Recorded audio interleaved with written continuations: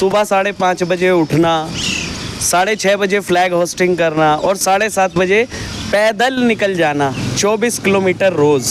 मुस्लिम कॉलोनियों में हम लोग जा रहे हैं, बहुत ही ज़्यादा गर्मजोशी से लोग वहाँ हमारा स्वागत कर रहे हैं, फूलों की बरसात कर रहे हैं। देवेंद्र यादव को गले लगा लगा के औरतें चूमती हैं। शख्स को अपने लिए टिकट चाहिए, अपनी औलाद के लिए टिकट चाहिए और किससे कोई मतलब नहीं। टिकट नहीं मिलेगा तो पार्टी छोड़ देंगे। लोगों का मन है कि किसी नए आदमी को टिकट होना चाहिए।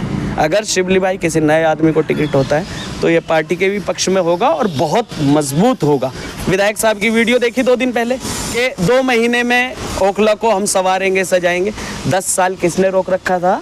किसने रोका था 10 साल? सारा कोरोना जो फैल रहा है वो निज़ामुद्दीन से फैल रहा है और निज़ामुद्दीन से फैला कौन रहा है? मुसलमान फैला रहे हैं। ये नैरेटिव दिया किसने मीडिया को? ये नैरेटिव मीडिया को दिया अरविंद केजरीवाल ने। स्थिति वो नहीं है जो 2015 में थी और 2020 में थी। बहुत कमज़ोर स्थिति है, लोगों का मन भर चुका है केजरीवाल के झूठे वादों से।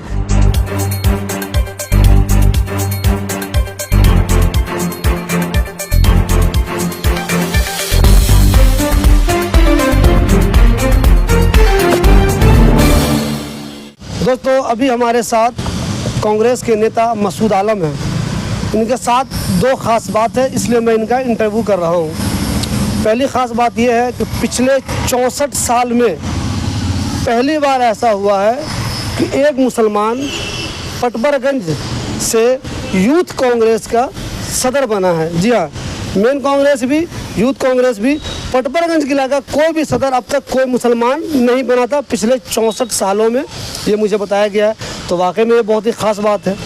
दूसरी ख़ास बात यह है कि आप जानते हैं इन दिनों दिल्ली में कांग्रेस की न्याय यात्रा निकल रही है। इस न्याय यात्रा में ओखला के भी बहुत से लोग शामिल होते हैं। कहीं कहीं सिर्फ 2 लोग ऐसे हैं ओखला के जो इस पूरी यात्रा में साथ हैं। ये यात्रा जिस दिन शुरू हुई थी और अब जिस दिन ख़त्म होगी, उस पूरी यात्रा में ओखला के 2 लोग ऐसे हैं जो उस पूरी यात्रा में शामिल हैं। उनमें से एक मसूद आलम हमारे साथ यहाँ मौजूद हैं। मसूद, ये बताइए, यात्रा में शामिल होना मुश्किल लगता है या आपको लगता है कि आपके लिए फ़ख्र की बात है? शिबली भाई, जिस दिन हम यात्रा में शामिल हुए थे उस दिन लग रहा था कैसे करेंगे, क्या करेंगे, क्योंकि सिर्फ लोगों से सुना था कि राहुल गांधी जी की भारत जोड़ो यात्रा जो थी उसी से मिलती जुलती ये यात्रा है। उसी तरह से इसको हम स्टेट में लेके आए हैं, वो नेशनल में थी, तो कुछ आइडिया था नहीं। जब जाके शामिल हुए और सारी चीज़ें देखी, शुरू के 2-3 दिन बहुत मुश्किल था। सुबह 5:30 बजे उठना, 6:30 बजे फ्लैग होस्टिंग करना और 7:30 बजे पैदल निकल जाना 24 किलोमीटर रोज़ और फिर 7:30-8 बजे शाम में घर लौटना, मतलब अपने कैंप में लौटना जहां हमारा स्टे होता है। तो मुश्किल तो था, लेकिन 3 दिन 4 दिन बहुत मुश्किल थे। उसके बाद इतना अच्छा लग रहा है अभी चलते हुए, तो ऐसा लग रहा है 8 तारीख को हमारी यात्रा का समापन है, लेकिन अभी दिल में ऐसा लग रहा है कि ख़त्म नहीं होना चाहिए, क्योंकि जिस काम के लिए निकले हैं लोगों का बहुत रिस्पॉन्स मिल रहा है। बहुत लोग अपनी परेशानियां लेके आ रहे हैं। मीडिया ने क्या माहौल बना रखा है, सारी चीज़ें कैसी हैं, कम्युनलाइज कर रखा है, बेरोज़गारी है, सब है, लेकिन लोग इतने ज़्यादा परेशान हैं, इतने परेशान हैं। लोग आते हैं, आके रोते हैं, अध्यक्ष जी से, देवेंद्र यादव जी से मिलते हैं, लोग आके रोते हैं, अपनी आप बीती बताते हैं कि हमारे घर में 4 बच्चे हैं, कमाने वाला कोई नहीं, फादर कमाते हैं, 12,000 रुपये उनकी तनख्वाह है, बच्चों की नौकरी नहीं लग रही। अब बच्चों को पढ़ा लिखा लिया, ग्रेजुएट कर दिया, उनको कहाँ लेके जाएं, क्या करें, नौकरी है नहीं। अब उसके बाद वो लोग स्विगी में, ज़ोमैटो में या जो ऊबर राइड वगैरह में जो लोग बाइक चला रहे हैं, वैसे अपनी ज़िंदगी गुजर बसर कर रहे हैं। ये सारे एक्सपीरियंसेस हैं यात्रा के, लोग परेशानियां लेके आ रहे हैं। अच्छा बहुत लग रहा है और इससे रिस्पॉन्स भी बहुत अच्छा मिल रहा है। उसमें मुझे एक चीज़ ये बताइएगा, राहुल जी ने जब यात्रा निकाली थी तो उसका फ़ायदा हमने देखा। एक तो राहुल जी के लिए लोगों को में रिस्पेक्ट भरी मैंने देखा लोगों में, दूसरा उसका फ़ायदा हमको लोकसभा इलेक्शन में भी नज़र आया। तो आप लोग जो दिल्ली में न्याय यात्रा निकाल रहे हैं, तो क्या आपको लगता है कि दिल्ली में जो इलेक्शन होने वाले हैं असेंबली के, उसमें कुछ फ़ायदा कांग्रेस को नज़र आएगा? शिबली भाई, इसमें मैं थोड़ा दूसरी तरीके से सोचता हूँ। हमारा वोट शेयर जो है वो बीजेपी के पास नहीं है, हमारा वोट शेयर है आम आदमी पार्टी के पास। तो लोग आज की तारीख में ऐसा है कि नेता बहुत सारे आम आदमी पार्टी छोड़ के जा रहे हैं, वो कांग्रेस में भी आ रहे हैं, बीजेपी भी ज्वाइन कर रहे हैं। लेकिन आप बोलेंगे कि कांग्रेस के भी तो जा रहे हैं, इलेक्शन के टाइम पे होता है। लेकिन आम आदमी पार्टी की स्थिति वो नहीं है जो 2015 में थी और 2020 में थी। बहुत कमज़ोर स्थिति है, लोगों का मन भर चुका है केजरीवाल के झूठे वादों से। शराब की एक बोतल के साथ एक बोतल फ्री। आप सोचिए, निज़ामुद्दीन मरकज़ का मामला हुआ, निज़ामुद्दीन मरकज़ को नेशनल लेवल पे किसने बदनाम किया? अरविंद केजरीवाल ने बदनाम किया। मैं पहले भी आपको बता चुका हूँ। रोज़ शाम में डाटा लेके बैठ जाते थे अरविंद केजरीवाल साहब के निज़ामुद्दीन मरकज़ के आज इतने केस। तो निज़ामुद्दीन मरकज़ के आज इतने केस, उसी नैरेटिव को पकड़ा नेशनल मीडिया ने पूरे इंडिया में वो चलाया। उसके बाद छोटे काम कारोबार करने वाले लोग जो रेडी पटरी पे अपनी सब्जी बेचना, फल फ्रूट बेचना या छोटे काम करने वाले लोगों ने उनके साथ अपनी कॉलोनियों में घुसना बंद कर दिया, क्योंकि लोगों को इस तरीके से नैरेटिव मीडिया ने गढ़ दिया था कि सारा कोरोना जो फैल रहा है वो निज़ामुद्दीन से फैल रहा है। और निज़ामुद्दीन से फैला कौन रहा है? मुसलमान फैला रहे हैं। ये नैरेटिव दिया किसने मीडिया को? ये नैरेटिव मीडिया को दिया अरविंद केजरीवाल ने। निज़ामुद्दीन वाला मसला हुआ, दिल्ली दंगे वाला मसला हुआ, मुसलमानों में तो सीधा सा दिखता है ये सारी चीज़ें। न्याय यात्रा चल रही है, बहुत मजबूत, बहुत ही ज़्यादा मजबूत। जितनी मुस्लिम डोमिनेंट सीट्स हैं या जिन मुस्लिम एरियो में, मुस्लिम कॉलोनियों में हम लोग जा रहे हैं, बहुत ही ज़्यादा गर्मजोशी से लोग वहाँ हमारा स्वागत कर रहे हैं, फूलों की बरसात कर रहे हैं। देवेंद्र यादव को गले लगा के औरतें चूमती हैं उनके मुंह को, इतनी मोहब्बत है दे रहे हैं लोग। मसूद साहब, मेरा सवाल इसी से है, एक तरफ तो ख़ास तौर पर जो मुस्लिम इलाके हैं, जो मुस्लिम कंस्टिट्यूंसी का है, जहाँ ज़्यादा मुसलमान हैं, वहाँ आप लोगों को बहुत ज़्यादा इज्जत मिल रही है। लोग कहते भी है कि यार कांग्रेस का उन इलाकों में जीतने के चांसेस ज़्यादा हैं। दूसरी तरफ मैं देखता हूँ आप सब लोग जहाँ भी जाते हैं यात्रा के दौरान, जहाँ भी स्टेज शेयर करते हैं, वहाँ आप लोग तकरीर करते हैं, बोलते हैं हम सब के सब राहुल के सिपाही हैं, राहुल के सिपाही हैं। ओखला में मैं देखता हूँ कि जो आपकी पार्टी है कांग्रेस, उसमें कई लोगों में आपस में मेल ही नहीं है। मैंने कई लोगों का इंटरव्यू किया, वो दूसरे के खिलाफ बोल रहे हैं। वो लोग बाहर ही मैं सुनता रहता हूँ, उन लोगों में मेल नहीं है। एक तरफ सब लोग आप लोग कहते हैं हम राहुल के सिपाही हैं, राहुल के सिपाही हैं, और ओखला में मैं देख रहा हूँ कि आप लोगों में मेल ही नज़र नहीं आता। इसमें शिवली भाई कैसा है, सब में मेल है। अभी न्याय यात्रा परसों थी, एक मंच मेरा भी था शाहीन बाग हाई टेंशन के नीचे, यूथ कांग्रेस का। तो मेरे मंच पे मिनुद्दीन गरगजनी भी थे, आरफा भी थी, जिया चौधरी भी थे, खतीब खान भी थे। तो ये सब दावेदार हैं ना, मांग रहे हैं सब। सपोर्ट कौन नहीं कर रहा है? सपोर्ट सिर्फ एक शख्स नहीं कर रहा है ना। आप भी जानते हैं, मैं भी जानता हूँ, ओखला की जनता भी जानती है। उस शख्स को अपने लिए टिकट चाहिए, अपनी औलाद के लिए टिकट चाहिए, और किससे कोई मतलब नहीं। टिकट नहीं मिलेगा तो पार्टी छोड़ देंगे। अरे ऐसा थोड़ी है, हम लोग हैं, मैं हूँ, काउंसलर का टिकट नहीं मिला, अरीबा को इलेक्शन लड़ाया, अरीबा भी टिकट मांग रही थी, हम भी मांग रहे थे, मेरे अलावा तो किसी ने नहीं लड़ाया, है ना। लेकिन मुझे ये बताइए, आपने कहा कि वो आदमी पार्टी छोड़ देंगे टिकट नहीं मिला तो, लेकिन वो तो बार बार कहते हैं, मेरे इंटरव्यू में उन्होंने कहा है कि अगर मेरे अलावा भी किसी को टिकट मिला तो मैं तो उनको इलेक्शन लड़ाऊंगा। बोलते हैं वो, आप नाम नहीं ले रहे हैं, लेकिन आसिफ मोहम्मद खान साहब का तो इशारा है आपका, मैं जान रहा हूँ, तो वो तो बोलते हैं कि मैं लड़ाऊंगा। लेकिन मैं देखता हूँ नहीं, मेल आप लोगों में नहीं है। कई लोग हैं जो अलग दुनिया बसाए हुए हैं, उनकी अलग दुनिया बसी हुई है, जबकि ऐसे वक्त में आप लोगों को मिलना चाहिए। लोग कहते हैं कि कांग्रेस के बहुत चांसेस है दिल्ली में, और ऐसे वक्त में आप लोग नहीं मिले हुए हैं। शिवली भाई कोई बहुत पुरानी बात नहीं है, सबको याद होगा, परवेज़ हाशमी साहब का इलेक्शन था, है ना। मुंह से बोलना अलग बात है, सपोर्ट करना, है ना, और मैदान पे उतर के मेहनत करना वो अलग बात है। नहीं किया सपोर्ट परवेज़ हाशमी साहब को उन्होंने। उससे पहले परवेज़ आलम साहब का काउंसलर का इलेक्शन था इसी वार्ड का, नहीं किया सपोर्ट, नहीं किया परवेज़ आलम को, अपने घर बैठ गए थे वो, नहीं किया सपोर्ट।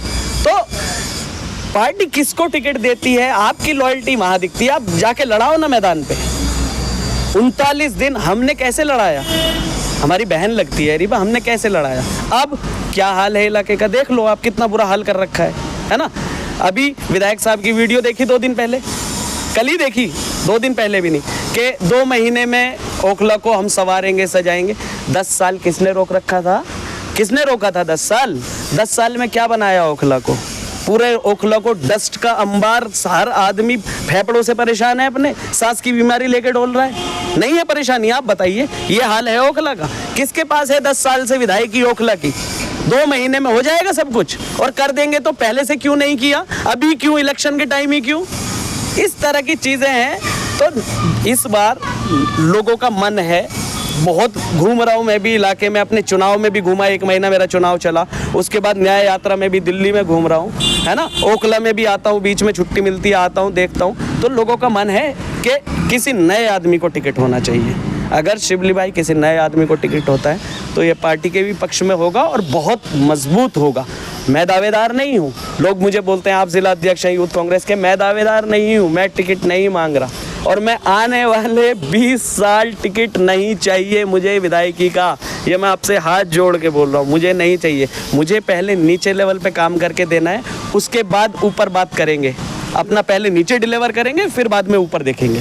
जो मैंने सुना, जो आपके बारे में मालूम किया मैंने, कि 64 साल में पहला कोई मुसलमान ऐसा है यूथ कांग्रेस का पटवरगंज जिला का प्रेसिडेंट बना है। इस ताल्लुक से आप क्या कहेंगे, ये कैसे कामयाबी हासिल की आपने? शिवली भाई, मैं लगभग 33 साल से ओखला में रहता हूँ। जामिया से मेरी पढ़ाई मुकम्मल है, तो मेरा अपना एक सर्कल है, छोटे बड़े सभी मुझे जानते हैं, जो मेरे प्यार मोहब्बत मुझसे करते हैं। प्लस मेरे फादर जामिया में, मेरे चचा जामिया में, मेरे दादा रजिस्ट्रार जामिया के, और सारी चीज़ें, एक सर्कल, एक मेल मोहब्बत, मिल्लतदारी, भाई बंदी, सारी चीज़ हैं। ऊपर से इलेक्शन लड़ा, इलेक्शन में, पूरे इलेक्शन में मैं सिर्फ 2 या 3 लोगों ने ही मुझे सपोर्ट किया। एक आदमी ने तो जी जान से सपोर्ट किया, सब जानते हैं उसके बारे में कि किसने किया मेरे इलेक्शन में। हर तरीके से वो 24 घंटे मेरे बड़े भाई की तरह मेरी परछाई में मेरे पीछे खड़े हुए थे। उन्हीं का सबसे बड़ा योगदान है कि अगर मैं 64 साल में कोई ज़िला अध्यक्ष बना भी है ओखला से, तो एक ही शख्स था मेरे पीछे, जो मेरे बिल्कुल गार्जियन की तरह मेरे पीछे खड़ा हुआ था। बाकी मेहनत की, अल्लाह ने फल दिया। मैं कभी भी फल का सोचता नहीं, सिर्फ मेहनत करने में बिलीव करता हूँ। जो लोग मुझे जानते हैं वो अच्छे से जानते हैं कि मैं सिर्फ मेहनत में बिलीव करता हूँ, करते जा रहा हूँ, जो चीज़ जब मिलेगी उसके लिए। मसूद साहब, आखिरी सवाल हमें ये बताइए, चूँकि हमारा चैनल ये ओखला बेस्ड चैनल है, ओखला में आपकी पार्टी के लिए इस इलेक्शन में, असेंबली में क्या स्कोप नज़र आ रहा है आपको? कैंडिडेट चाहे कोई भी हो, या आपको लग रहा है फला कैंडिडेट हो ज़्यादा बेहतर रहेगा, या कोई कैंडिडेट हो तो आपको लगता है नहीं कांग्रेस मजबूत है और अगर अमानत साहब को टिकट मिलती है तो भी, या अमानत के अलावा किसी दूसरे को टिकट मिलती है तो भी कांग्रेस इस बार यहाँ से मजबूत है, ऐसा कुछ लगता है आपको या नहीं लगता है? शिवली भाई, इसमें ये मेरा पर्सनल सोच है कि टिकट रिपीट नहीं होना चाहिए, रिपीटेड टिकट नहीं होना चाहिए, टिकट नए कैंडिडेट को होना चाहिए। लोग मन बना के बैठे हैं क्योंकि सबको देख चुके हैं, सबको देख लिया, अभी कुछ नया चाहिए, यंग आदमी चाहिए, कोई काम करने वाला, और ऐसा आदमी को टिकट मिलना चाहिए। 20-20, 25-25 साल संगठन के लिए काम कर रहे हैं, आज तक कोई इलेक्शन नहीं लड़ा, तो वो डिज़र्व करते हैं ना, है ना, उनको मौका देना चाहिए। वो हैं डिज़र्विंग कैंडिडेट, जो लोग पिछले 15-15, 20-20 साल, 30-30 साल हो गए हैं लगे हुए हैं पार्टी के लिए, हर प्रोटेस्ट में, हर मीटिंग में, हर काम में वो काम कर रहे हैं। इसी के साथ साथ शिवली भाई, एक बात मैं ये भी बोलूँगा आपको और आपके चैनल को मुबारकबाद देता हूँ कि हर मुद्दे पे ओखला के, कोई हादसा हो जाए, डेमोलेशन का हो, गंदगी का हो, पॉलिटिकल हो, प्लस कुछ अच्छा अगर कोई बिजनेस स्टार्ट कर रहा है उसको लेके भी शिवली भाई आप सबको अप्रिशिएट करते हैं, मुबारकबाद के हकदार हैं आप, और अल्लाह करे कि आप और बुलंदियों पर पहुँचे और कामयाब हो। दुआ कीजिए कि जो ईमानदारी से मैं जर्नलिज्म कर रहा हूँ वो करता रहूँ, बिल्कुल, वो सबसे ज़रूरी है। देख रहे मसूद साहब, मेरे लिए ना जो प्रायोरिटी है, ना कोई नेता है, ना कोई बिजनेसमैन है, जो मेरा चैनल देखते हैं, जो मुझे प्यार करते हैं, जो मुझे लोग मिलते हैं, सलाम करते हैं, कमेंट करते हैं। आप देखते भी होंगे, आप भी इतने पुराने हैं, आप मुझे दुबई से, शारजा से, सऊदी अरब से, सिंगापुर से जो मुसलमान रहते हैं, जिनके 20 बच्चे यहाँ रहते हैं, वो मेरा चैनल रेगुलर देखते हैं पाबंदी से। उनको लगता है कि यार हर चीज़ें मुझे मिल जाती है, तो मैं उनके लिए जवाबदेह हूँ। मैं हमेशा ध्यान रखता हूँ कि उनके लिए काम करूँ, नेता चाहे कोई हो, उनसे मैं सवाल ईमानदारी से करता हूँ। इंशाल्लाह दोस्त मैं करता रहूँगा।